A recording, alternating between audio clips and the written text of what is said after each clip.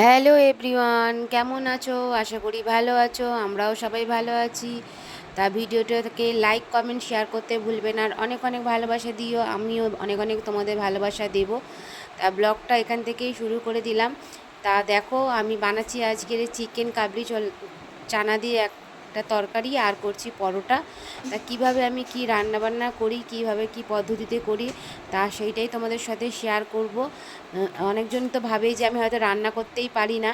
আমি ডান্স করি বলে, সোশ্যাল মিডিয়াতে অ্যাক্টিভ থাকি বলে সবাই ভাবে কি সারাদিন হয়তো আমি সোশ্যাল মিডিয়াতে অ্যাক্টিভ থাকি, আমি রান্না বান্না করতে পারি না, আর আমি কাজ করতে পারি না, আমি কাজ করি না, আমি খাইও না, আমার 10-20টা চাকর আছে। এটা ভুল কথা। যে রাঁধে সে চুলো বাঁধে। তা চলো আজকের কাবলি চানাটা কিভাবে বানাই সেটা তোমাদের সাথে শেয়ার করছি। তা চিকেন ছিল রাখা, তা সেই চিকেনটাকে ভালো করে কিমা করে নেবো। আর হলো কাবলি ছোলাটা হলো অনেক দিন ধরে ভেজানো ছিল, এক সপ্তাহ ধরে ভেজিয়ে জলটা ফেলে দিয়ে আমি ফ্রিজে রেখে দিয়েছিলাম। ওই জন্য কাবলি ছোলা থেকে হলো অঙ্কুর বেরিয়ে গেছে, এইটাই খেতে খুব টেস্ট লাগে। ওই জন্য আমি এক সপ্তাহ আগে থেকে ভিজিয়ে জলটাকে ফেলে আর অঙ্কুর যখন বেরিয়ে যায় তারপরে রান্না করি, কারণ খুব ভালো লাগে, টেস্ট হয় খেতে।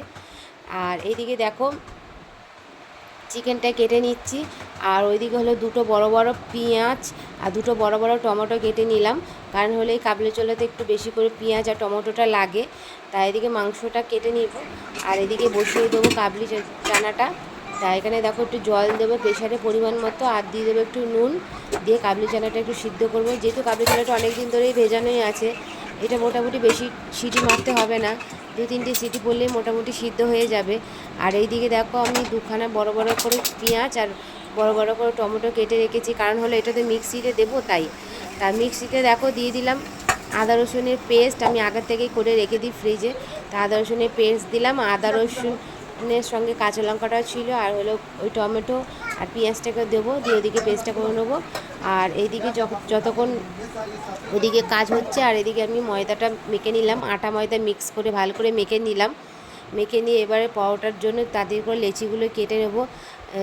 মেয়ে মায়ের রূপ হয়, মা দুর্গার রূপ হয়, তারা সব কিছুই পারে। যে যে রাঁধে সে চুলো বাঁধে, যে নাচে সে ঘরে রান্নাও করতে পারে, প্লাস বাইরের কাজও করতে পারে, বাচ্চাও সামলাতে পারে, সংসারে সব কিছু করতে পারে। এদের নামই হলো মেয়ে। তা যাই হোক, শিখে গেছি, চাপে পড়ে হালে পড়ে শিখে গেছি। যখন বিয়ে হয়নি মা বাবার ঘর থেকে তো কিছুই শিখে আসিনি, তা এখন চাপে পড়ে শিখেই গেছি। তা তা চলো আলু ছোটো ছোটো করে ডুমডুমো করে কেটে নিলাম। কেটে নিয়ে আলুটাকে এবার ভালো করে ভেজে নেব, আর দেবো গোটা গরম মশলা দিয়ে এবার আলুটাকে একটু ভালো করে ভাজা ভাজা করে ভেজে নেব। আর এদিকে দেখলেই তো মটরটা সিদ্ধ হয়ে গেছে প্রায়। আর আলুর মধ্যে একটুখানি নুন দিয়ে দেবো, আর একটু হলুদ দিয়ে দেবো, দিয়ে এবার আলুটাকে ভালো করে একটু লাল লাল করে ভাজবো। আলুটাকে যতক্ষণ ভাজবো, আর এদিকে দেখি চলো আর কি করা যায়। আর দেখো মশলাটা মোটামুটি হয়ে গেছে, এই মশলাটাকে পেস্ট করে নিয়ে এসে এবার এখানে দিয়ে দিলাম, আর দিয়ে দিলাম চিকেনগুলো যেটাকে কিমা করে রেখেছিলাম সেইগুলো সব দিয়ে দিলাম। দিয়ে এবার ভালো করে মশলাটাকে কষাতে হবে। মশলা থেকে যতক্ষণ না মশলার গন্ধ বেরাচ্ছে ততক্ষণ মশলাটা কষাতে হবে। তার মধ্যে দিয়ে দিতে হবে গুঁড়ো মশলা বলতে লঙ্কার গুঁড়ো আর জিরে গুঁড়ো, আর বাদবাকি তো আগেই দিয়ে দিয়েছি। তা চলো এদিকে মশলাটা কষুক, যেহেতু অনেকটাই মশলা দিলাম। আর পরিমাণ মতো একটু চিনি দিয়ে দিলাম, কারণ হলো একটু কালার জন্য আর একটু টেস্টের জন্য চিনিও দিয়ে দিলাম। তা চলো এদিকে বাসনটাও মাজা দেখিয়ে দিলাম তোমাদেরকে।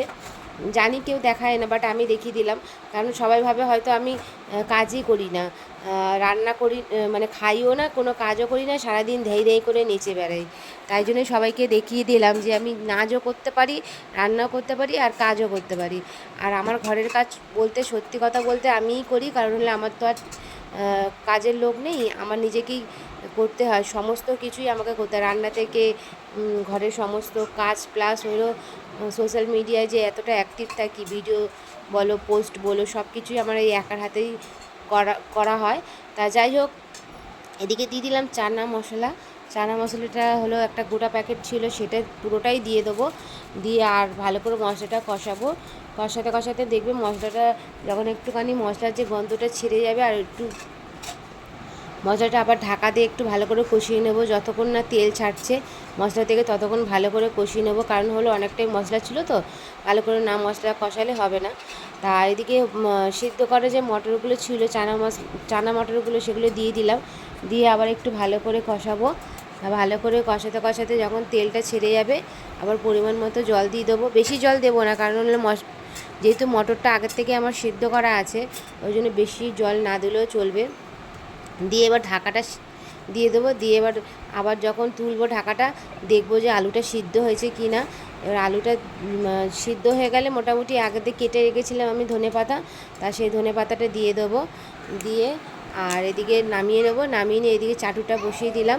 এবার বানাবো পরোটা। এদিকে পরোটা,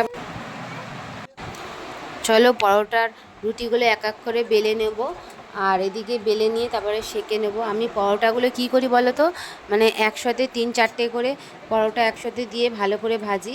একটা একটা করে দিয়ে পরোটা ভাজলে কী হয় বলো তো, আমার মনে হয় যে একটু শক্ত শক্তই হয়, তাই জন্য আমি 3-4টে একসাথে পরোটা দিয়ে ভাজি। এই রকম ভাজলে আমার মনে হয় যে পরোটাগুলো নরম থাকে, একসাথে 3-4টে দিয়ে ভালো করে ভাজলে পরোটাগুলো নরম থাকে। তা তোমাদের সাথে কথা বলছি আর বলতে বলতে চলো এদিকে পরোটাটাও ভেজে নেবো তাড়াতাড়ি করে, কারণ হলো অনেকটাই রাত হয়ে গেছে।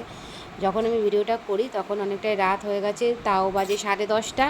এইবারে তাড়াতাড়ি করে রান্নাবান্না করে বাচ্চাদের তো খাওয়াতে হবে, আমরা দেরি করে খেলেও কোনো অসুবিধা নেই, যেহেতু বাচ্চা আছে ঘরে, বাচ্চাদের একটু টাইম টেবিল মতো খাওয়াতে হবে।